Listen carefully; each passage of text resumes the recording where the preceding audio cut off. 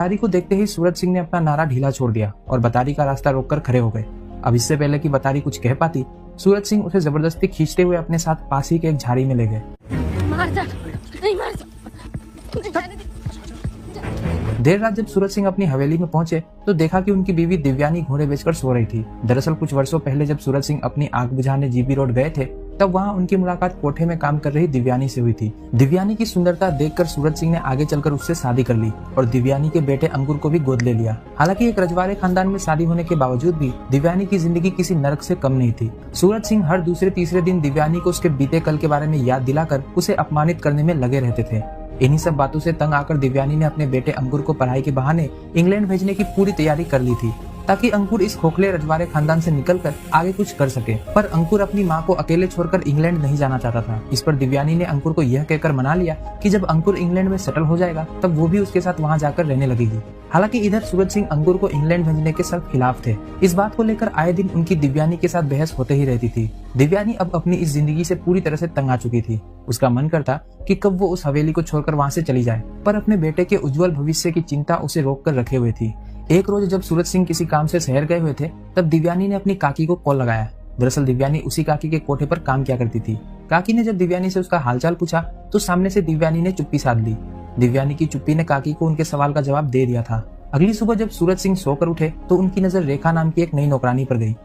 ये नई वाली लड़की कौन है? पुरानी वाली ठीक काम तो कर रही थी, क्यों निकाल दिया उसे? निकाला नहीं, भाग गई।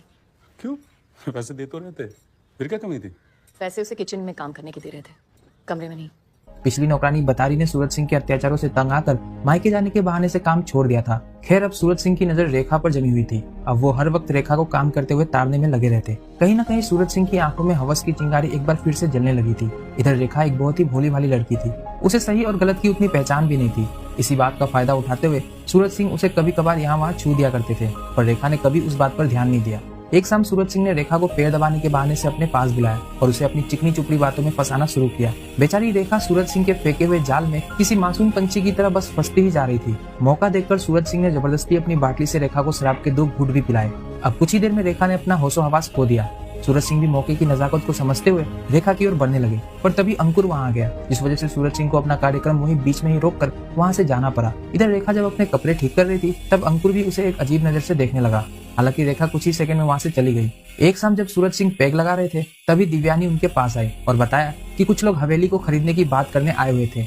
इतना सुनते ही सूरज सिंह दिव्यानी पर भड़क गए और कहा कि उनकी ये हवेली उनकी खानदान की आखिरी निशानी है।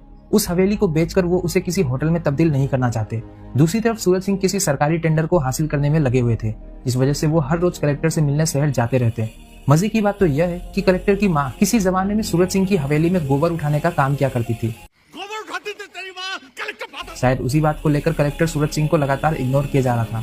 हमेशा की तरह एक बार फिर कलेक्टर से मुंह की खाने के बाद सूरज सिंह शराब के नशे में धुत अपनी हवेली में लौटे।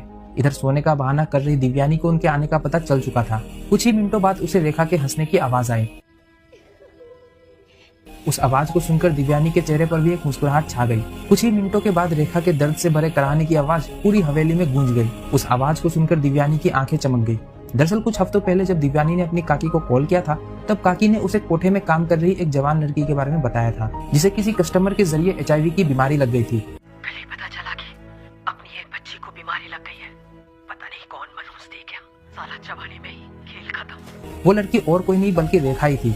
दिव्यानी को जब रेखा की उस बीमारी के बारे में पता चला तो उसने उसी वक्त रेखा को अपनी हवेली में काम पर रख लिया ताकि सूरज सिंह की नजर रेखा पर पड़े।